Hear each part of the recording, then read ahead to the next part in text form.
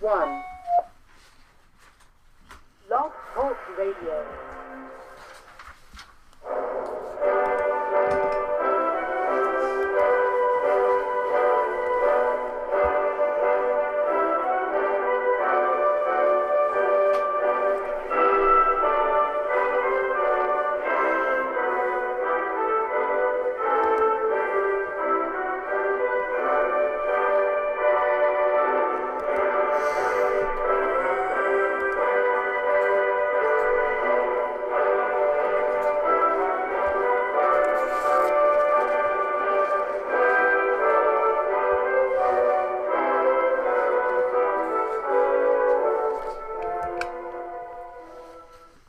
Boa noite, meus amigos. Estamos aqui de volta. Como sempre, começamos invocando a Santíssima Virgem Maria e o Santo Padre Pio de Pietrelcina, para que roguem a Deus que nenhuma injustiça se cometa neste programa.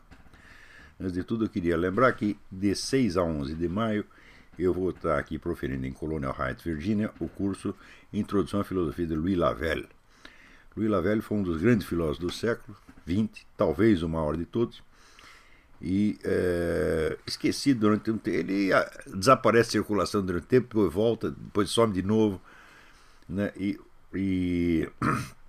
eu acho que ele merece muito mais atenção do que tem recebido. Se bem que no Brasil a desatenção não foi completa, existe um excelente livro sobre ele, escrito pelo professor Tarcísio Padilha, que é vamos dizer, entre os estudos a respeito, é um dos mais famosos e respeitados. O curso vai ser de 6 a 11 de maio. Informações no meu site olavodecarvalho.org. Também queria lembrar a vocês que deem uma espiada na página Olavetes, onde vocês podem comprar coisas como esta maravilha aqui. Ficou muito melhor do que eu estava pensando aqui. Aqui tem uma frase deste que vos fala: a realidade é a maior das revelações, é o primeiro dos textos sacros. Tem várias outras frases e tem aqui a minha carinha, né? Para deleite de uns e perturbação de outros. Então, muito bem. Eu vou começar aqui lendo para vocês e comentando um artigo que eu mandei para o Digesto Econômico, que é a revista da Associação Comercial. Eu não sei se já está circulando, ainda não. O artigo chama-se O Império Continental de Havana. Cuba imperando sobre toda a América Latina? Eis um cenário que no começo dos anos 60 era um perigo real e iminente. 30 anos depois, era a sombra de um pesadelo, para alguns de um sonho dourado, extinto para sempre. Hoje não é nem uma coisa, nem a outra. É uma realidade, um fato consumado. Muitos, é claro, ainda não a enxergam, porque não entendem a política internacional em termos da distribuição real do poder, mas tão somente de tratados entre governos, de exploração econômica ostensiva ou de ocupação militar. É o bom e velho formalismo burguês que os marxistas achincalham com justa razão e do qual já tiraram gostoso proveito milhares de vezes. Que pode haver de mais confortável do que lutar contra o inimigo que não entende o perigo e não quer enxergar de onde ele vem? Ao lidar com a sutileza e a inesgotável maleabilidade do movimento comunista, a mente educada nos cânones da modernidade ocidental, ciência, positivismo, racionalidade econômica, etc., age, no mais das vezes, como quem tentasse agarrar com as mãos um fio de água corrente. A um exame superficial, o regime de Havana parece fraco, politicamente isolado e em vias de extinção. Quem procura marcas visíveis de uma intervenção cubana na política das nações vizinhas, encontra alguns vagos sinais na Venezuela e nada mais. No entanto, a tolice das tolices seria medir o vigor do movimento comunista pelo poder nacional ostensivo dos países que o representam ou hospedam. O movimento comunista é transnacional na origem, nos objetivos, na estratégia e nos meios de ação. Nações e estados são apenas instrumentos de que se serve ou camuflagens de que se reveste, frequentemente usando-as no preciso sentido da máxima de Sun Tzu: quando está fraco, finja que está forte. Quando está forte, finja que está fraco. Você vê que até na União Soviética, o regime comunista nasceu assim. Então, logo eles se instalaram no poder, houve, evidentemente, aquela fuga, inimigos dissidentes possíveis saíram correndo, foram para Paris, para Londres, para o raio que eu parto. E o governo ficou com medo de que essa gente pudesse aprontar alguma coisa desde o exterior. Então, bolou um esquema para trazê-los de volta e poder dar um jeito neles, né? Então espalhou por toda a Europa o seguinte: olha, aquele regime recém-instalado na Rússia está muito mal das pernas, vai cair daqui a pouco, já tem um vasto movimento democrático pronto para tomar o poder. Espalhou isso por toda a Europa. Deu um monte de trouxa, centenas de milhares de pessoas que tinham fugido da Rússia, voltaram cheios de esperança, chegaram lá, foram presos e executados na mesma hora. Então, quando está forte, finge que está fraco. É isso. E isso aí é uma constante no movimento revolucionário. Por quê? Porque o movimento revolucionário, sobretudo na sua vertente comunista, ele é todo inspirado em Hegel. Hegel é um dos pensadores mais sutis da humanidade, tá certo? É um homem que desenvolve a técnica da dialética, de você pensar sempre por duas linhas opostas. Ele acredita que a estrutura do mundo real é feita de contradições, e de um processo em que uma coisa vai se transformando na outra. Não é bem assim, na natureza as coisas não são assim, mas no mundo histórico frequentemente são exatamente assim. Por quê? Porque a mente humana só funciona por contradições, por contraste. Não é isso? Até o Julián Marías dizia que a fórmula típica da proposição filosófica não é assim: A igual a B. É A não é B, e sim C.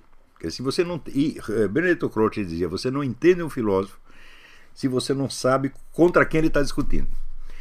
Então a mente humana funciona assim, por oposições e contrastes. Então é lógico que no plano da sociedade, da história da sociedade, as coisas também se deem mais ou menos da mesma maneira, e esse jogo de contradições terá sempre presente. Ora, os marxistas estão há 1,5 séculos treinando justamente para pegar essas contradições, para manipulá-las, para criá-las, tá certo? Então, você não consegue pegar o pensamento dele dentro das categorias, vamos dizer, da lógica científica ocidental. Não consegue, a coisa é muito sutil. Então, invariavelmente, mesmo quando eles estão por baixo, eles acabam enganando o adversário. Você vê esses analistas maravilhosos formados aqui nos Estados Unidos, ou em Londres, etc., né, e que fazem aquelas análises maravilhosas, né? Por exemplo, o tal do Paul Kennedy, que 5 anos antes da queda da União Soviética disse: não, a União Soviética será a próxima potência dominante no mundo. 5 anos antes, né? Daí quando caiu a União Soviética, o cara mas nem deu sinal de que tinha percebido o vexame. Continuou impávido colosso fazendo suas análises. É que nem aquele tal do Kenneth Maxwell, né, o homem do CFR. O Foro de São Paulo não existe, foi inventado por um maluco aí do Rio de Janeiro, o qual era eu, né? E assim por diante. Esses caras não entendem coisa nenhuma. Quer dizer, se você não tem anos de prática no estudo do marxismo e não tem alguma convivência direta com esse pessoal comunista, você não entende o jeito deles pensar. É um jeito muito especial que se aproxima, evidentemente, da psicopatologia, sobretudo da mentira patológica, aquela coisa escorregadia, né, que o sujeito é pego com a boca na botija, mas diz: não fui eu. É o famoso não fui eu. No qual os brasileiros entendem isso melhor porque eles têm, né, a frase nacional, a máxima nacional é não fui eu, né? Então o brasileiro entende isso um pouco mais facilmente. Mas esses especialistas americanos e europeus, coitados, eles boiam, são feitos de trouxa a todo momento, né? Então estão sendo feitos de trouxas neste mesmo momento. Porque eu leio isso aqui, eu vou exemplificar. Mais enganador ainda é avaliar a periculosidade do comunismo pela prosperidade ou declínio econômico das nações que ele governa. Pobreza, miséria, desemprego, carestia podem derrubar um governo democrático que vive da aprovação popular. Podem arranhar a casca de regimes meramente autoritários que sonham com essa aprovação futura. É o caso da nossa ditadura. Essa ditadura não precisava imediatamente da aprovação popular, mas sonhava com a sua consagração popular. Um dia, então, era vulnerável a essas coisas. Eu lembro do presidente Médici, né, tendo que vir a público e dizer: olha, vocês me desculpem, a economia está bem, mas o povo está muito mal, vamos tentar dar um jeito, né? Você já viu algum dia um Fidel Castro, né, um Brezhnev, um Stalin, dizer: não, vocês estão muito mal, nós vamos dar um jeito? Mas nunca fazem isso, né? As ditaduras totalitárias sobrevivem majestosamente a todas as crises, a todas as penúrias, a todas as bancarrotas. Precisam até delas para manter o povo naquele estado de fraqueza subhumana na qual ele não tem energias para organizar-se e reagir. Outro dia, quando eu falava da ameaça atômica norte-coreana, alguém me respondeu que a Coreia do Norte está nas últimas, numa pindaíba deplorável, que até casos de canibalismo têm aparecido entre sua população miserável. Pois bem, o canibalismo entre os famintos era endêmico na União Soviética, precisamente nos anos em que Stalin construía ali a potência industrial militar destinada a esmagar seu concorrente alemão incomparavelmente mais próspero.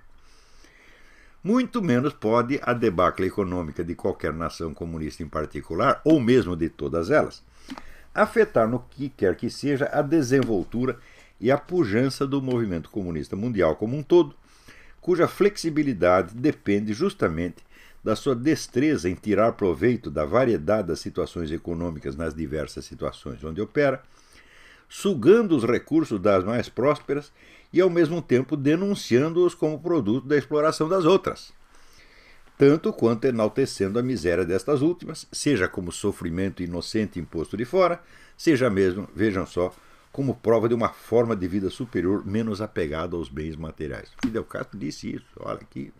Em Cuba nós estamos na merda porque nós somos pessoas superiores, nós não somos consumistas, nós não somos apegados aos bens materiais e assim por diante. Como exemplo dos casos anteriores, você vê, nos anos 30, Stalin passou ao Partido Comunista Americano a seguinte instrução: não é para fazer revolução nos Estados Unidos. O que vocês têm que fazer aí? E também não é para você arregimentar o proletariado, é para você arregimentar milionários, figuras do show business e formadores de opinião. Para quê? Para nos dar dinheiro e para nos apoiar nos momentos decisivos, onde nós precisamos de um apoio insuspeito. Então pegava, por exemplo, um camarada da Suprema Corte, um banqueiro, né, um deputado conservador, etc., e botava toda essa gente para trabalhar para o Partido Comunista. Então o que? Eles viveram do dinheiro americano não só através desta infiltração entre os milionários, mas através da própria ajuda que os Estados Unidos forneciam à União Soviética, sem a qual ajuda a União Soviética jamais teria podido construir o seu parque industrial. A indústria soviética é todinha fruto da generosidade americana. Vocês leem o livro do Anthony Sutton, que se chama O Melhor Inimigo que o Dinheiro Pode Comprar, que aliás é um resumo de um outro estudo muito meticuloso que ele fez em 3 volumes sobre a industrialização soviética. Se o livrinho pequeno não convencer, você vai na versão integral, você vai ver o negócio está muito bem provado. A economia soviética só existiu graças aos Estados Unidos. Então, os caras estão vivendo do dinheiro americano e ao mesmo tempo dizendo isso é exploração do proletariado internacional, isso é maldito dinheiro imperialista. De maldito dinheiro imperialista, maldito só quando está no bolso dos outros, quando está no seu, não se fala mais disso, né? Então, vamos dizer, faz esse jogo. Quer dizer, num país você age de uma maneira e no outro de outra maneira, né? Isso é uma das coisas mais características do movimento comunista. Só que, em geral, as pessoas não o estudam como um todo. Ou quando estudam, vamos dizer, à luz da velha doutrina Morgenthau, segundo a qual os agentes da política internacional são os estados e governos. E daí você não entende mais nada. Então, por exemplo, eles entendiam durante 30 ou 40 anos, esses especialistas universitários que ganhavam os tubos nas universidades, nos think tanks, no Congresso, etc., para explicar o comunismo para a massa ignara, esses caras entendiam os partidos comunistas no mundo como braços do governo soviético. Eu digo, mas o movimento comunista já existia 50 anos antes de aparecer a União Soviética e sobreviveu à desaparição da União Soviética. Então, isso significa que o movimento comunista, que é uma entidade internacional, ele é autônomo, ele não depende do país onde ele se instala. Ele pode usar os recursos daquele país e pode momentaneamente ter ali o seu comando central. Mas isso é momentâneo, é uma questão de ajuste. Você vê, quando desmantelou a União Soviética, o que acontece? Imediatamente o pessoal pegou dinheiro da KGB e espalhou pelo mundo. Criou firmas, entidades laranja para tudo quanto é lado. Resultado, né? Agora, a KGB tem milhões de braços capitalistas espalhados pelo mundo e não dá mais para você controlar o negócio. Tá certo? Então, acontecem coisas que você não sabe de onde veio, quando você vai ver, é a boa e velha KGB que está lá. Então, vamos dizer, esta complexidade, esse negócio de 1000 caras, tá entendendo? Que é preciso sempre levar em conta no estudo do movimento comunista. Se os caras acreditavam que o movimento comunista era apenas um órgão, um pseudópodo da União Soviética, então, naturalmente, quando caísse a União Soviética, tinha que sumir o movimento revolucionário no mundo. Não é isso? Assim como sumiu o nazismo no mundo quando caiu a Alemanha. Quando caiu a Alemanha nazista, o que sobrou de partido nazista pelo mundo? Não sobrou nada, sobrou lá umas migalhas. Aliás, o que sobrou depois foi criado artificialmente pelo governo da Alemanha Oriental comunista. Ou seja, isso também aconteceu. Quando caiu a Alemanha Oriental, quando fundiu as duas Alemanhas, o que aconteceu? Sumiu o comunismo na Alemanha? Não, sumiu o nazismo. Os movimentos neonazistas quase desapareceram, sobrou um ou dois absolutamente irrelevantes. Era tudo financiado pela Stasi, conforme foi confessado, admitido por um ex-comandante da própria Stasi. Quer dizer, o famoso movimento neonazista é um espantalho criado pelos comunistas para ocultar a autoria das suas próprias ações. Então, se você não está, vamos dizer, não digo preparado, mas pelo menos avisado dessa coisa multifacética, né, proteica, que muda de cara a todo momento, você nunca vai entender o movimento comunista. Eu levei 30 anos para entender essa porcaria. O rosto ameaçador das guerrilhas dos anos 60, que tanto assombrou os governos do continente, ocultava uma fragilidade militar patética.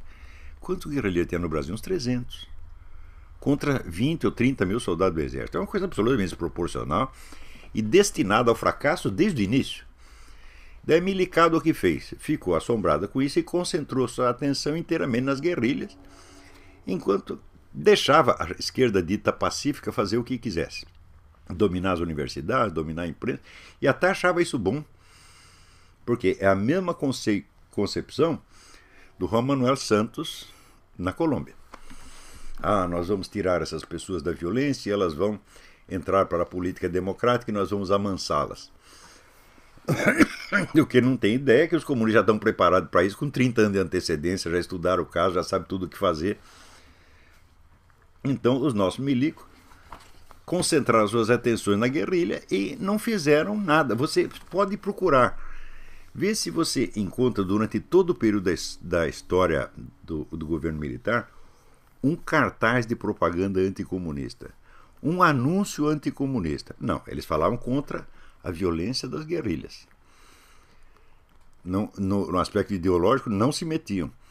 Ou seja, ficaram 20 anos no poder e derrotaram as guerrilhas, que é uma coisa facílima de fazer, e deram a vitória ideológica para o comunismo, que hoje está aí triunfante. As guerrilhas nunca tiveram efetivamente objetivo militar nenhum. Foram apenas o boi de piranha de que os comunistas se serviram para desviar as atenções, enquanto promoviam discretamente a vasta operação de ocupação de espaços na mídia, nas universidades e no movimento editorial, do qual resultou, em menos de uma geração, a mudança radical da opinião pública, hoje pronta a aceitar passivamente ou até alegremente toda proposta esquerdista que teria lhe parecido obscena 30 anos antes. Mutatis o mais bonito é o seguinte, é que as pessoas mudaram de mentalidade, mudaram de valores, mudaram de critérios de julgamento, e elas não percebem que tem nada de esquerdista nisso. Por exemplo, esse pessoal abortista, o Brasil está cheio de liberais e conservadores que são a favor da liberação do aborto, a favor da liberação das drogas, a favor disso, a favor daquilo, e nem lembra de onde veio isto, porque não parece ter conexão uma coisa com a outra, né? Então, é o tipo, vamos dizer, da influência que pervade, que invade a atmosfera e todo mundo respira aquilo e não sabe de onde veio. Isso é uma prova de força do movimento comunista. Quer dizer, você dominar a atmosfera mental, isso é tudo, meu Deus do céu. Mas a atmosfera mental não é uma coisa, não é assim uma tropinha de guerrilheiro que você pode dizer, olha, eles estão aqui, eles estão lá no Vale da Ribeira, eles estão lá em Caparaó, estão no Raio que eu parta.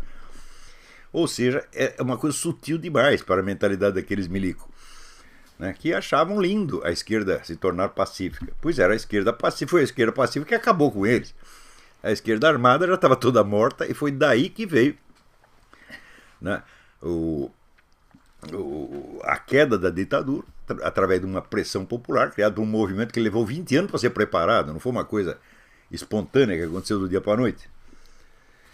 Mutatis mutandis, a aparente debilidade do regime cubano hoje em dia encobre o poder avassalador do Foro de São Paulo, que não é nada mais do que uma versão melhorada da antiga OLAS, Operação Latino-Americana de Solidariedade, um órgão em extensão do governo de Havana. Órgão em extensão extraoficiais e, por isso mesmo, dotados de uma liberdade de ação incomum. Do mesmo modo que, naquela época, os governos militares concentraram suas baterias no combate à esquerda armada, fazendo vista grossa à Revolução Cultural Gramsciana, ou até celebrando-a como conversão da esquerda às vias democráticas e pacíficas de combate político, agora a expectativa otimista de uma mudança no regime de Havana torna a plateia cega para a realidade do poder crescente do Foro de São Paulo. Contribui ainda mais para confundir os observadores o fato de que o Foro, além de não ter vínculo oficial com o governo de Havana, foi fundado e é dirigido eminentemente por brasileiros. Mas não é preciso ser muito esperto para notar que indivíduos como os senhores Luiz Inácio Lula da Silva, José Dirceu e Marco Aurélio Garcia têm para com a nação do Caribe compromissos de fidelidade e solidariedade patriótica que jamais tiveram para com o Brasil. É só estudar a história deles, meu Deus do céu. Né? O Zé Dirceu não pode ouvir falar de Cuba que ele chora. Né? O Lula a mesma coisa. Né? Eles mesmos já expressaram esses sentimentos muitas vezes em público e num tom emocionado que jamais se viu nos seus rostos quando falam da nossa terra. Os três e muitos outros na esquerda brasileira são, acima de tudo, patriotas cubanos. E patriotas daquele patriotismo especificamente comunista, que se apega a uma nação não por amar as suas tradições nacionais, sua cultura ou sua língua, mas porque vê nela a encarnação histórica, o centro irradiante da expansão revolucionária. É assim que comunistas do mundo inteiro se tornaram patriotas soviéticos, patriotas russos. Por quê? Adoravam a cultura russa, ficavam lendo Pushkin o dia inteiro? Não, estava um pouco se lixando para isso. É que a Rússia era a pátria da revolução. Então, automaticamente, tinha aquela emoção, o coração batia forte, porque era a pátria da revolução. Não pelas características nacionais, propriamente dito. Do mesmo modo, esse pessoal gosta de Cuba por quê? Vivem lendo literatura cubana, cantando canções cubanas, etc. Nada, é porque é a pátria da revolução. A própria Dilma Rousseff, convém não esquecer, foi enaltecida por Hugo Chávez como uma grande, aspas, patriota da pátria grande. Patriota da pátria grande. Expressão do Hugo Chávez. O que é a pátria grande? Isso é a América Latina unificada sob o comunismo. É disto que ela é patriota, não do Brasil. E Hugo Chávez sabia do que estava falando. Se, por outro lado, essas pessoas se empenham na implementação de uma estratégia que ainda é, em substância, a mesma que foi concebida em Cuba nos anos 60, e se ao aplicá-la convergem sempre com a orientação do governo cubano, que é que falta para um observador esperto entender que são agentes de uma revolução que jamais cessou de ser exportada de Havana para o resto do continente.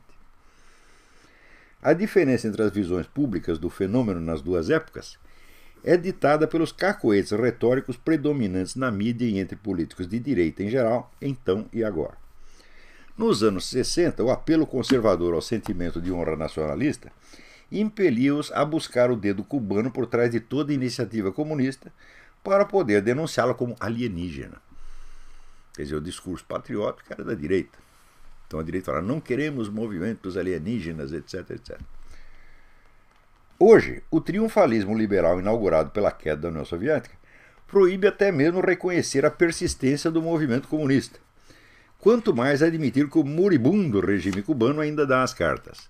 Você veja, a mídia, ela é todinha governada por slogans e cacuetes mentais, figuras de linguagem. Quer dizer, um raciocínio puramente verbal. A hora que o sujeito aprende aquele esquema verbal, ele simplesmente o repete porque é um instrumento de linguagem que ele tem Tá certo? Então, por exemplo, dizer, não, o comunismo está ultrapassado. Né? Bom, o próprio negócio do ultrapassado já subentende um erro de raciocínio tremendo. Ele subentende que você conhece o processo histórico de antemão, você sabe de onde ele está indo e para onde ele vai, você conhece o processo histórico como um todo, e você tem a série inteira dos capítulos que devem ser percorridos. Então você diz, isso aqui está ultrapassado, porque ficou lá no capítulo 43, agora nós estamos no 54. Tá certo? É claro que isso é inteiramente absurdo, porque ninguém sabe exatamente o curso da história. Tá certo? Existe o imprevisto na história, tá certo? E a história nos apronta mais surpresas do que nós podemos jamais imaginar. Então você raciocinar na história em termos de avanço e retrocesso já é se enganar a si mesmo. É claro que você sempre vai dizer que a sua posição é o avanço e a do vizinho é o retrocesso. Não é isso? Então, Hitler usava isso contra, né, os conservadores alemães, os cristãos, etc, etc. Não, nós somos o avanço, nós somos o futuro da Alemanha e vocês são o passado. Né? Daí depois os comunistas inventaram, não, o nazismo é o passado, nós é que somos o futuro, e assim por diante. Mas isso é um jogo de retórica apenas. Isso não reflete um exame efetivo do que está acontecendo, uma consciência real da substância do processo histórico. Né? Então, sempre que vocês veem esse tipo de raciocínio, saiba que você está falando com um palhaço, com um boneco de ventríloco. Qualquer um que use esta figura é um bocó de mola que não entende porra nenhuma do que está falando, entendeu? E que apenas está jogando com as figuras de linguagem. Você vê, claro, as figuras de linguagem elas são muito úteis, mas elas devem ser usadas, vamos dizer, para expressar uma percepção efetiva que você teve das coisas e não para substituí-la, e não para criar elas mesmas uma percepção. Quer dizer, o sujeito usa essa figura de linguagem e a projeta no ar, como se fosse um cineminha, e ele passa a ver as coisas do jeito que ele disse. Quer dizer, ele acredita nas coisas não porque ele as percebeu, mas porque é o jeito que ele consegue falar. Então, isso quer dizer também, para vocês que estão estudando, tal, veja, se você não domina a sua língua, ela domina você. Ou seja, você tem que ter na mão todos os instrumentos de expressão possíveis para a sua linguagem ter a flexibilidade necessária para expressar as coisas do jeito que você as percebe. Porque senão acontece o seguinte, a linguagem se substitui à sua percepção. Você monta a frase e daí você passa a ver as coisas daquele jeito. E isso aqui, vamos dizer, no jornalismo é regra geral, são todas assim. Eu não sei porque vocês leem a Folha, São Paulo, o Globo, o Estadão, isso aí é só intoxicação, é só bobagem, gente. Leiam livros, ou leiam revistas especializadas, revistas científicas, leiam coisa séria. Olha, eu lembro que quando eu era mais jovem, né? Mais jovem não, quando eu era jovem. Então, porque esse também negócio de você, o sujeito se orgulhar de ser jovem, é o fim da picada, né? A mesma coisa que se orgulhar de ser jovem, teve vergonha de ser velho. Então, vamos dizer, a cronologia não é uma escala de qualidades, tá entendendo? Então, quando eu era jovem, nos anos 60 até 70, qualquer especialista ou professor universitário que tivesse como sua principal fonte de informação a mídia popular estava desmoralizado automaticamente. Nenhum professor ia argumentar, eu li no Estadão, li na Folha, mas nunca é isso aí. Se você está no meio acadêmico, você vai discutir com base em fontes cientificamente relevantes, tá entendendo? E a mídia popular é pro povão. Pior, né? Naquela época ainda havia um senso de hierarquia entre as várias publicações. Então havia publicações mais populares para o povão, como Notícias Populares, ou o Dia Notícia no Rio de Janeiro, que era notícia de crime, notícia de puta. Eu mesmo estreiei no jornalismo com um emprego num negócio desse, onde meu serviço era entrevistar puta e delegado. Né? Então, o que acontecia? O pessoal do jornalismo sério, que era o Estadão, a Folha, o Jornal da Tarde, né? Tinha nojo da gente, né? Entrava na entrevista coletiva, falava, de onde você é? Do Notícias Populares. Os caras já... E tinham toda a razão. Estava trabalhando para um jornal de merda. Só que hoje, os chamados grandes jornais são iguaizinhos ao jornal de merda. Por exemplo, Notícias Populares, o Dia, a Notícia, eles comentavam os acontecimentos das novelas como se os personagens fossem reais. Fulaninha brigou com outra fulaninha, fulaninha corneou seu marido, papapá, não sei quem comeu, não sei quem, como se fosse uma notícia real. Naquela época só o jornal bunda fazia isso. Hoje todos fazem. O Globo faz, a Folha faz, o Estadão faz. Antigamente as revistas de fotonovela. Hoje em dia o jornalismo está no nível da revista de fotonovela, gente. É um negócio incrível. Quer dizer, mesmo o jornalismo mais elegante na época não era considerado fonte para uma discussão científica. O jornalismo não tinha autoridade científica. Hoje tem. Né? Hoje se sai uma coisa em toda a mídia, contrariando o que um cientista pensa, o cientista tem um ataque de temor servil, se caga nas calças, ele diz, não, eu não vou enfrentar a mídia. Porra, eu vivi tudo isso, meninos, eu vi, você tá entendendo? Eu vi isso acontecer.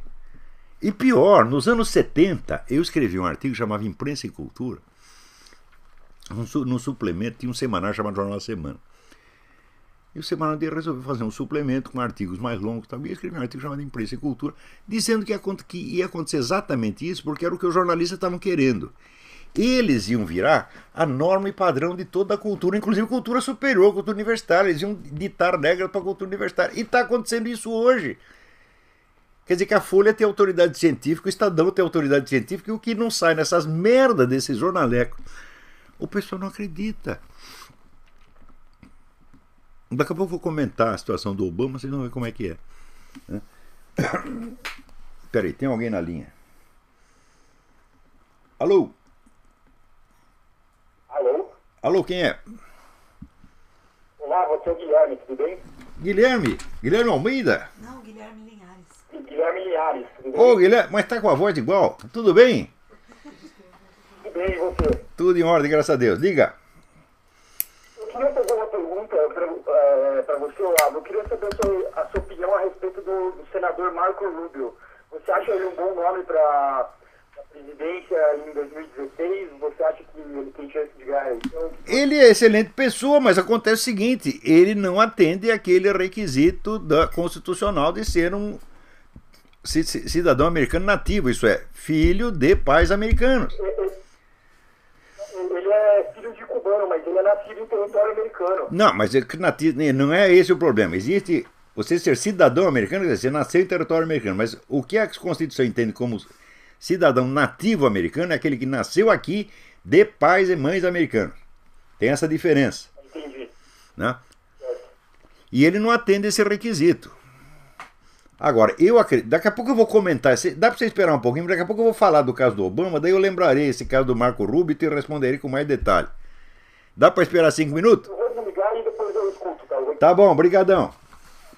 Um abraço, Olavo. Um abraço, tudo de bom. Vamos lá. Como sempre, as análises da mídia popular não são análises, são jogos de cena.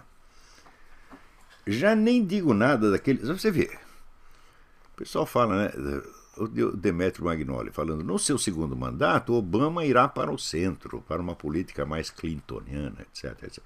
Aqui qualquer menino de escola sabe que é o contrário. Fala, não, agora o segundo mandato, ele está com a corda toda, agora que ele vai botar para quebrar. E é exatamente o que ele está fazendo. Mas acontece o seguinte, o Magnoli desejaria que o Obama fizesse isso. Então ele escreve aquilo como realidade. É o famoso wishful thinking, né? E o wishful thinking é feito todo de figuras de linguagem. Já nem digo nada daqueles amadores que, sem qualquer exame do problema, negam como exagerado e fantasioso tudo que saia do seu círculo de experiência corriqueira. A esses não se deve prestar atenção um só minuto, ou como diria Dante, non ragionam di lor, ma guarda e passa. Quer dizer, não vamos falar a respeito dele, dá uma olhada e vamos embora. Mas uma pergunta ou objeção bastante cabível é a seguinte. Se os comunistas dominam tão confortavelmente a situação na América Latina, se por quase toda parte conseguiram mesmo neutralizar, castrar as forças de oposição, que é que lhes falta para implantar no continente um regime comunista franco e indisfarçado? Por que, na mesma medida em que fomentam desbragadamente a ingerência do Estado na vida particular dos cidadãos, conservam a economia funcionando em direções que, deformadas o quanto sejam, ainda denotam de algum modo um capitalismo? Isso seria assunto para mais um artigo. Tudo que posso fazer aqui é enunciar 3 linhas de investigação que me parecem frutíferas. Essas linhas são baseadas em dados históricos patentes, cuja substância estratégica elas buscam trazer à luz. A primeira linha de respostas possíveis deve ser buscada no simples fato de que, na própria concepção originária de Karl Marx, a estatização total da economia não deve ser uma transição abrupta, mas um processo lento e gradual. Ele até dizia que deve-se chegar a isso, por exemplo, através do imposto de renda progressivo. Ou seja, são muitas gerações para chegar lá. E durante esse tempo você fica num capitalismo, né? Depois eu posso explicar mais sobre isso. Aliás, ele dizia, parem, vou até explicar já. Ele dizia que nessa primeira fase você vai despir o capitalismo de todas as legislações que o humanizam e adoçam. Você vai tirar o direito de greve, você vai tirar toda a assistência social, apagar tudo, e você vai criar um comunismo cru. O comunismo cru ainda não é o comunismo. É o verdadeiro capitalismo selvagem, né? A experiência da União Soviética e da China levou as melhores inteligências do movimento comunista a repensar e rejeitar o comunismo por decreto ali implantado por Stalin e Mao. Quer dizer, esse negócio de você chegar lá e falar, agora é o comunismo. Isso aí foi ejaculação precoce. E o movimento comunista, que está cheio de gente inteligente, muito capacitada, falou, esse negócio não dá certo, nós temos que fazer exatamente do jeito que Karl Marx falou, você não pode forçar, né, a coisa. E é exatamente o que eles estão pensando agora, tem que ser lento, gradual. A segunda linha ecoa o fato de que, no presente estágio do movimento comunista internacional, a prioridade não é implantar regimes comunistas aqui ou ali, e sim juntar forças, quanto mais heterogêneas melhor, na grande operação de desmantelamento do Império Americano. O projeto eurasiano do professor Alexandre Dugin arregimenta nesse empreendimento todas as correntes ideológicas as mais disparatadas, unidas tão somente pelo ódio comum ao grande Satã. Quer dizer, na hora que você está empenhado uma macro-operação desse tipo, nós temos aqui que desmantelar os Estados Unidos. Você acha que você vai se preocupar em implantar uma economia comunista na Zâmbia, na Serra Leoa, no Brasil? Pelo amor de Deus! Assim como na guerra, quando o Stalin viu que precisava juntar forças, foi invadido o aliado virou inimigo da noite pro dia e invadiu a União Soviética. Ele falou, precisamos dar um jeito. Mandou todos os partidos comunistas parar com essa conversa de comunismo e só falar de democracia. E chamou o Fronte Popular. Agora nós somos todos irmãozinhos da burguesia, das mãozinhas aí, e vamos lá enfrentar o alemão. Agora, eles estão com um problema muito maior do que esse, que é desmantelar os Estados Unidos. Você acha que nessa hora eles estão preocupados em implantar comunismo? Não! Existe a ordem das prioridades, meu Deus do céu. Então, comunismo, cala a boca, não fala, né? Não é a hora. Eles podem esperar uma geração, 2 gerações, e esperar o tempo todo até acabar a guerra. Só voltaram a falar de comunismo depois lá no meio dos anos 50, né? Até a elite globalista, que ele, Alexandre Dugin, finge combater, é sua aliada nessa guerra, como se vê pelo apoio que dá ao presidente Barack Hussein Obama, provavelmente o mais eficiente e bem-sucedido inimigo interno que os Estados Unidos já tiveram. A terceira linha reflete as dificuldades internas da própria noção de economia comunista, das quais hoje os teóricos do movimento finalmente tomaram consciência. Não há, e no presente momento não pode haver, nenhum projeto claro de economia comunista capaz de ser implantado em parte alguma. Este é o problema. Bom, nós sabemos que não é para ser do jeito que foi na União Soviética e na China. Não pode ser de repente, tem que ser gradual. Mas como é que faz? Não tem receita. Karl Marx não ensinou, Lenin não ensinou, Marx não ensinou e Antônio Gramsci não ensinou. Antônio Gramsci não falou quase nada de economia. Ele só falou de um esquema de dominação mental da sociedade. Ele não explicou sequer como é que depois de você conseguir a hegemonia cultural, você transforma isso em poder político comunista. Não. Tanto que em todo lugar você vê, se aplica a estratégia gramsciana, domina a mentalidade popular, domina o cenário todo, e daí cadê o comunismo? Daí você fica naquela situação do Lula. Não sabemos ainda que tipo de socialismo nós queremos. Então tem esse problema. Eles não sabem como fazer e não sabem exatamente o que fazer. A própria noção de economia comunista está sendo sujeita a análise, a revisão o tempo todo. Então tem esses 3 motivos pelos quais Embora os comunistas dominem o cenário, o regime ainda não é oficialmente comunista e não será tão breve. Não há, e no presente momento não pode haver, nenhum projeto claro de economia comunista capaz de ser implantado em parte alguma. A teoria vem passando por exames críticos e revisões que estão longe de chegar a uma conclusão aplicável. Por enquanto, as iniciativas econômicas dos comunistas no mundo todo têm se limitado a expansões modestas do intervencionismo estatal no plano interno e a tentativas de articular o velho discurso nacionalista, a arma ideológica tradicional do anti-imperialismo, com uma política de integrações regionais que, na prática, vai contra todo nacionalismo possível. Quer dizer, a esquerda brasileira é nacionalista na hora de falar contra os Estados Unidos, mas de repente se torna internacionalista quando se trata da pátria grande. Então, essa é uma contradição permanente. A contradição pode atrapalhar ou pode ajudar, porque uma das características da contradição é ser contraditória com ela mesma. A contradição cria outra, cria outra, cria outra, cria outra. E tudo depende de como você vai manobrar esse jogo sutil.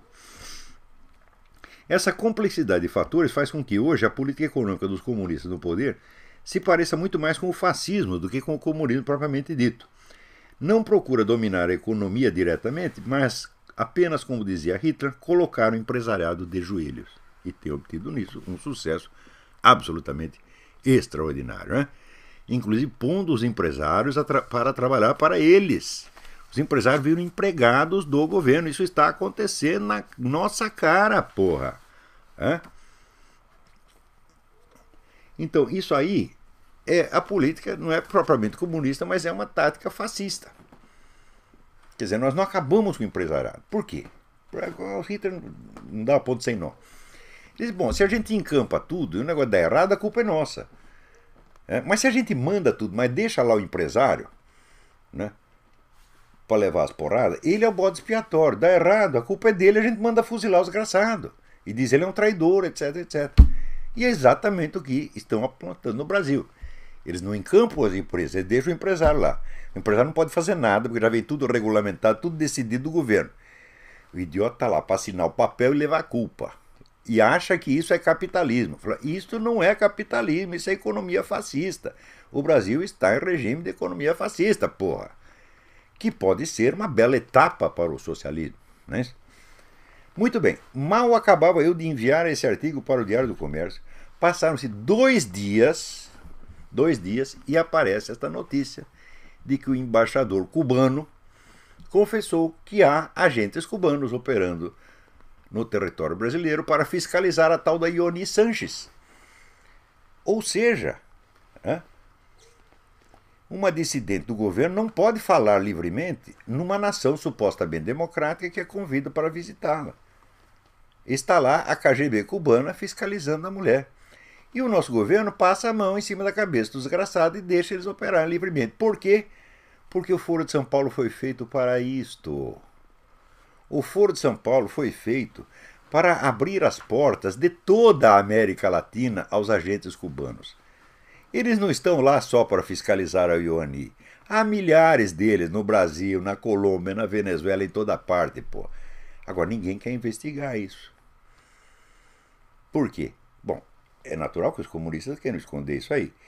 E também os liberais e conservadores não podem investigar isso aí. Por quê? Porque senão eles vão ter que reconhecer que estão fodidos e mal pagos. E eles não querem. Eles não querem pensar coisas tristes. Eles têm medo de ficar com medo. Então todos eles vão pela política do senta que o leão é manso, não está acontecendo nada. O Fidel Castro vai morrer, o comunismo vai acabar. Porra, o comunismo já acabou 50 vezes. Você sabe quando foi a primeira vez que o comunismo acabou? Logo depois da Revolução Russa. Eu acabei de contar para vocês. Eles tomaram o poder e já espalharam. Ih, estamos ferrados, o regime está acabando, está tudo caindo. Né? Várias vezes fizeram depois a mesma coisa. Né? Nos anos 30. Eles já desistiram do comunismo, agora eles são apenas patriotas russos. O Stalin, do dia para a noite, substituiu o discurso comunista tradicional por um discurso da patriotada, a mãe Rússia, etc, etc. Enganou os russos, enganou o Ocidente, porra. Agora vem de novo o discurso da patriotada russa com o doutor Alexandre Dugin. Agora não é mais comunismo, agora é Império Eurasiano. E o pessoal vai cair de novo. Quando é que vocês vão entender? A mentalidade revolucionária, vamos dizer, é a mentira compulsiva, a mentira que não passa, não passa, não para, não para, não para, não para. É uma atrás da outra. É um negócio absolutamente psicótico, como dizia o Dr. Andrei Lobachevsky. Né? Você vê como é que é a coisa. Aqui nos Estados Unidos, na semana passada, houve uma reunião da Suprema Corte em segredo para julgar se ia ou não aceitar a abertura do processo de inelegibilidade do Obama, aberto pela advogada da Califórnia, doutora Orly Tates, que é uma imigrante russa. Bom, então é o seguinte, há um processo contra o presidente que chega na Suprema Corte e não sai uma linha na mídia. Você é capaz de imaginar uma coisa dessa? Hã?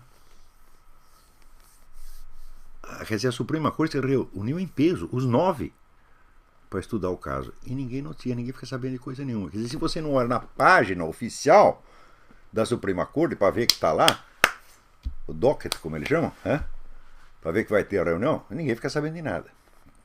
Porém, pior ainda. Até ontem, os documentos que a advogada Orly Tates, com que ela ingressou na Suprema Corte, não haviam chegado às mãos de 5 dos 9 juízes, até ontem. Então, algum funcionário, algum escrivão, algum office boy, falou, é contra o Obama, vamos sumir com isso aqui, não entrega para o juiz não. Para quê? Para perder o prazo, porque a Suprema Corte tem até amanhã, dia 19, para dar uma decisão, vamos aceitar o processo ou não vamos. Se você atrasa, o juiz não fica sabendo, não toma a decisão, estoura o prazo e daí tem que começar tudo de novo. Então, veja uma hipótese que eu estou fazendo.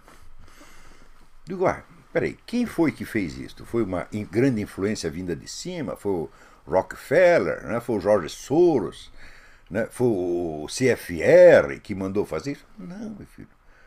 Foi algum obamistinha infiltrado. E é possível, vamos dizer, como esse tipo de gente existe em toda parte, são fanáticos, loucos e totalmente desonestos, eles são capazes de paralisar o sistema. Né? Portanto, talvez o pessoal esteja muito enganado ao pensar que, vamos dizer, este muro de defesa construído em torno do Obama, essa coisa inexpugnável, venha de um poder muito alto. Talvez não seja isto. É muito mais fácil você controlar isso através, vamos dizer, de um escrivão, de um meirinho, de um bunda qualquer que trabalha lá. Isso é a coisa mais fácil de você montar. Você vê, o PT cresceu assim. O PT subiu com alguma grande proteção de cima? Não. O PT cresceu graças ao seu serviço privado de informações. Montado por quem? Pelo seu Zé Dirceu, que o pessoal na época chamava de PT-Pol. Eu mesmo andei divulgando isso, investigando isso. Atenção, durante um tempo eu trabalhava para o Odebrecht para escrever para eles um relatório sobre as CPIs, que eles não estavam entendendo, eles estavam levando porrada tudo que lá, não estavam entendendo nada. Eu escrevi o relatório, eles nunca tiveram coragem de publicar. De qualquer modo, me pagaram, vivi muito bem durante aquele ano, estou satisfeito, não estou reclamando de nada, estou falando mal de ninguém. Quer publicar, publica, não quer, enfim. Bom, então, e daí, como a gente tinha uma verbinha, eu contratei 2 repórteres para que fosse atrás desses agentes do PT infiltrados aqui e ali. Porque tinha agente do PT nos bancos, nas empresas particulares, no funcionalismo público, no exército, na puta que eu pariu. Eles estavam por toda parte.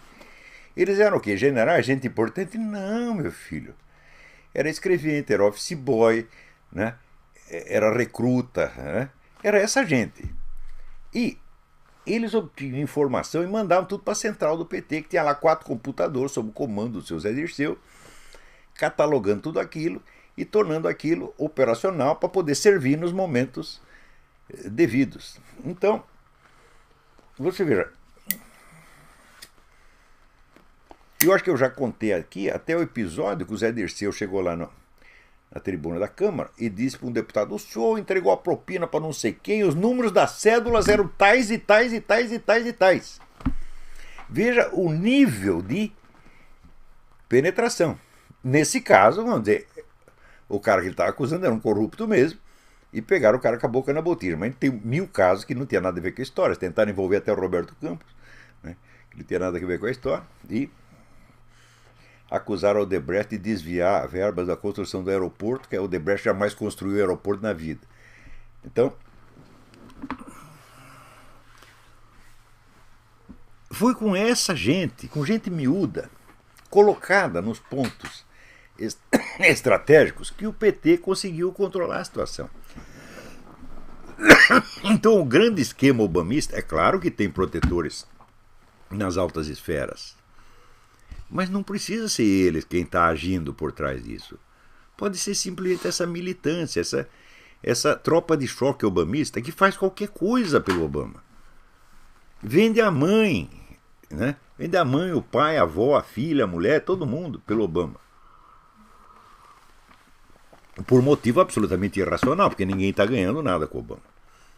Vocês viram, no começo do governo Obama, a gasolina estava $1 o galão. Agora, na Califórnia, está $5,80.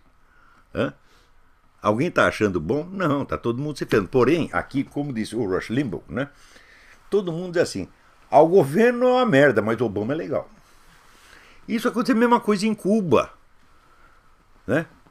O governo é uma porcaria, mas ele comandante é uma excelente pessoa. E no Brasil? O governo é uma merda, mas Lula é o meu paizão. Não é assim? Isso é característico de comunista, meu Deus do céu. Né? Então, basta essa gente infiltrada aqui ou ali para paralisar tudo. Então você tira um papelzinho, você some com um documento, você estoura um prazo e você paralisa tudo. Veja, até agora, nenhum processo intentado contra o Obama foi julgado pelos seus méritos. Todos foram recusados por algum motivo técnico preliminar. Né? Ora, pela minha experiência, eu comecei trabalhando como jornalista policial. Eu tinha 17 aninhos. Né? E era um cara tão inocente que meu apelido na redação era Padre. Mas logo perdi a minha virgindade intelectual ali. Né? Comecei a ver como é que as coisas funcionavam. Então eu descobri, por exemplo, que você fala a corrupção da polícia, fala, bom, quantos corruptos você precisa ter numa delegacia para que nada funcione? 1. Se você tem um escrivão corrupto, você para ali qualquer investigação que você queira. Eu ouvi a história, eu não sei se é verdadeira, mas eu creio que é, de um ex-ministro que era advogado, não vou dar o nome do cara agora, não sei se ele está vivo, e que quando estava trabalhando como advogado, não como ministro, ele estava defendendo um cidadão num processo onde a única prova que tinha contra o cara era um cheque. E esse advogado era um homem muito míope. Então ele lia as coisas assim. Bom, um dia ele foi lá no cartório, pegou o processo e começou a ler. Quando foram ver, ele tinha comido o cheque. Então essas coisas são fáceis de fazer. E você não precisa altas autoridades e um poder secreto para parar tudo isso. Não, a ideia até do poder secreto tem um efeito paralisante sobre as pessoas, faz com que elas tenham medo. Vai ver, você está lutando contra um office boy e você pensa que está lutando contra o Rockefeller. Né? Também, bom, você vira numa redação de jornal, quem toma a decisão? É o corpo de acionistas? Não, o corpo de acionistas reúne uma vez por ano, porra. Hein? Não dá palpite. Nem entram na redação. Né? Se você me perguntar assim, quantas vezes você viu o dono, os acionistas entrarem na redação? Nunca vi. Nunca vi. Hein? Então, por exemplo, eu trabalhei no Estadão, no Jornal da Tarde, um tempão. Quantas vezes você viu? Tinha um Mesquita lá, que era o filho do Rui Mesquita, que ele botou lá de estagiário, que os jornalistas mandavam nele fazer a cabeça dele. Graças a Deus, era um homem inteligente, que não se deixou influenciar tanto. Mas os donos mesmo, os velhos Mesquita, não entravam lá nunca. Então, do mesmo modo que eu trabalhei na Folha, quantas vezes você viu o velho Otávio Frias na redação? Nunca. Então, quem toma as decisões no dia a dia é jornalista, não é dono de jornal. O jornal é uma coisa a elaboração do jornal é uma coisa de uma complexidade, de uma velocidade tal que um sujeito com uma palavra ele pode modificar tudo. Você imagina, por exemplo, naquela época tinha o Telex, né? Chegava aquelas tiras de papel com notícia do mundo inteiro e tinha um sujeito que lia todo o noticiário internacional e recortava os Telex, jogava fora uma parte e passava outra pra gente publicar. Daí você tinha que reescrever aquela porcaria toda. Aquele cara decidiu que saiu ou não, porra. Hã? Podia chegar uma notícia assim, caiu a Estátua da Liberdade. O cara joga no lixo. Se você tem um movimento político interessado, você pegava 3 funcionários do Telex, né? Um no Estadão, um no Globo, né? Outro na Folha, e pronto, a notícia sumia, porra. É a coisa mais fácil do mundo.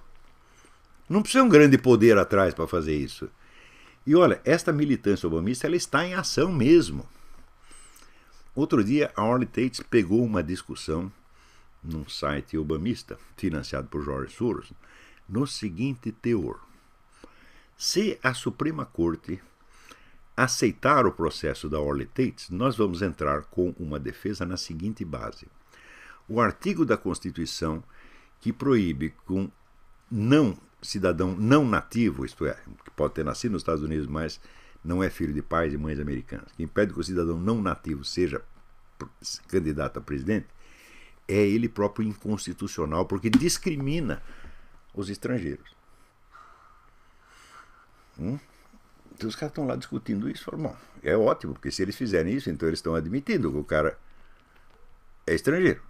Né? Bom, muito bem. Agora, acontece que esta Orly Tates, ela também não dá ponto sem nó. Ela fez a coisa certa. Ela não privilegiou a questão da inelegibilidade. Ela entrou com um processo de inelegibilidade só para poder botar lá no meio todas as provas de forgery, de falsificação documental. De modo que a Suprema Corte não pode examinar a coisa sem imediatamente tomar ciência de que foram cometidos esses crimes e ter que notificar outros tribunais. Então, mesmo que o processo de inelegibilidade não vá para frente, alguma encrenca vai dar. E eu, desde 2008, eu digo, o ponto fraco do Obama é que ele é um falsário. Não é que ele nasceu, né, no Quênia, no Zâmbia, na Serra Leoa, na Bahia ou no Rio Grande do Sul. Não é este o problema. O problema é que o homem é um bandido que assumiu a presidência com identidade falsa. Sobretudo as duas questões que eu acho as mais lindas, que são o do alistamento militar, que ele chama Selective Service, onde o nego cortou a borrachinha do carimbo para fazer 08 parecer 80, de maneira que ele assinou em 1980 um documento que só foi impresso em 2008. Prodígio, é o Exterminador do Futuro. Né? E o negócio do Social Security, que ele usa o mesmo número de um tal de Harry Bunnell, que é um parente da mulher dele.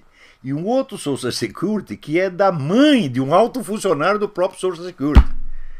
Quer dizer, a coisa é tão furada, essas falsificações são tão óbvias, que não há mais o que discutir. No entanto, ainda tem pessoas que dizem, não.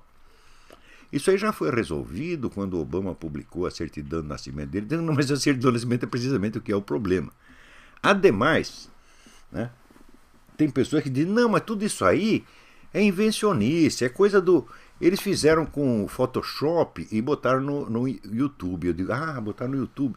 Sim, e eles mesmo pegam os documentos falsos que eles mesmo inventaram e vão no tribunal para dar a cara a tapa.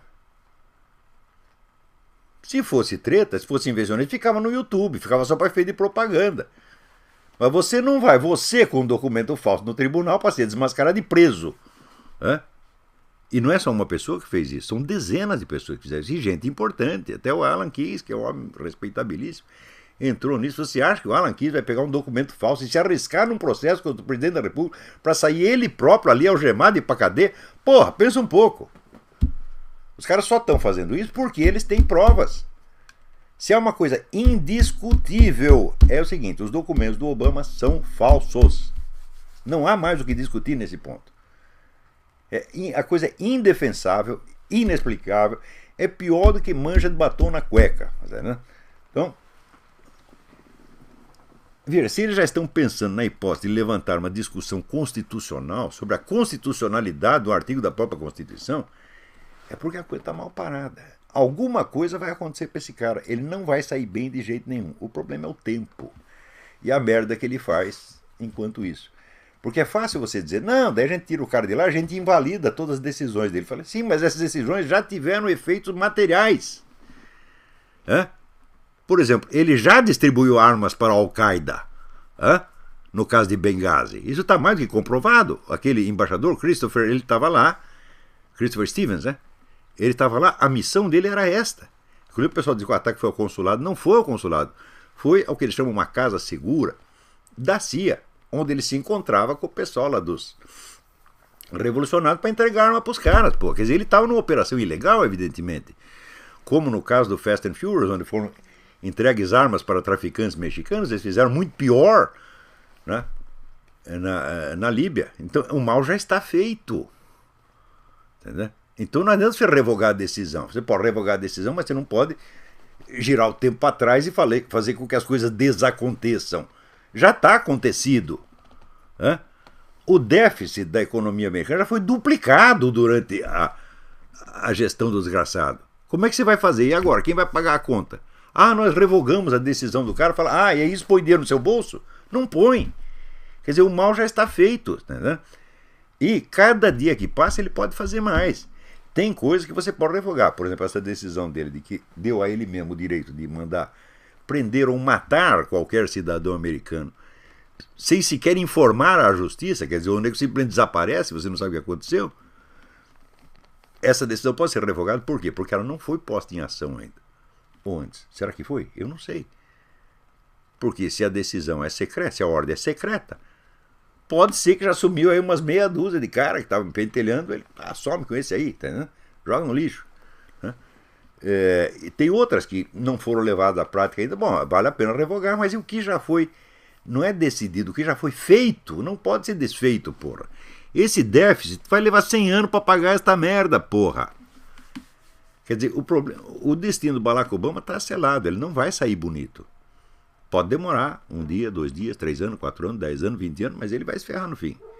Mas o problema não é esse. O problema é que ele vai se ferrar, mas o país já se ferrou. Então aí é a pressa da tal da Orly Tates, que eu acho no momento é a maior patriota americana. Ninguém levava ela a sério. Porque aqui nos Estados Unidos tem uma coisa assim. Eles são muito sensíveis ao prestígio das pessoas e pouco à materialidade dos fatos. Antigamente diz que os americanos eram pragmáticos, agora não. Eles são totalmente literários, tá entendendo? Eles só ligam para a impressão. Da boa impressão, da má impressão, cometer uma gafe em público. Cometer uma gafe em público é um pecado mortal. O sujeito peidou. Tá liquidado, tá entendendo? Né? É pior do que matar a mãe, né? Então, eles são assim, todos cheios de não me toca. Quer dizer, é a mentalidade um pouco meio gaysista, meio feminista, que veio se impregnando aqui, essa feminização da sociedade americana, com o decréscimo da dose de testosterona, que hoje é metade do que era nos anos 50. Metade. Quer dizer, estão desvirilizando os caras mesmo. Quando desviriliza, não é que o cara fica viado, não fica viado, mas fica burro. A inteligência não está no cérebro, a inteligência está aqui nos bagos. Tá, então, é daqui que vem o negócio, porra. Se o nego que tem virilidade não ficar tocando punheta o dia inteiro, gastar tudo, né? Daí só pra cabeça você fica inteligente. E se diminui, você emburrece, porra. E você fica o quê? Você não tem força para tirar conclusões, você fica com síndrome do piu-piu. Será que eu vi um gatinho? Será que eu não vi? É o piu-piu, já viu a figura piu-piu, piu-piu era meio suspeito, né? Então, todo mundo pegou a síndrome do piu-piu. O quê? Acabou o nosso tempo? Ai, caralho. Porra. Então aí, Olavetes, né? Até o próximo programa. Muito obrigado a todos. Deus os abençoe.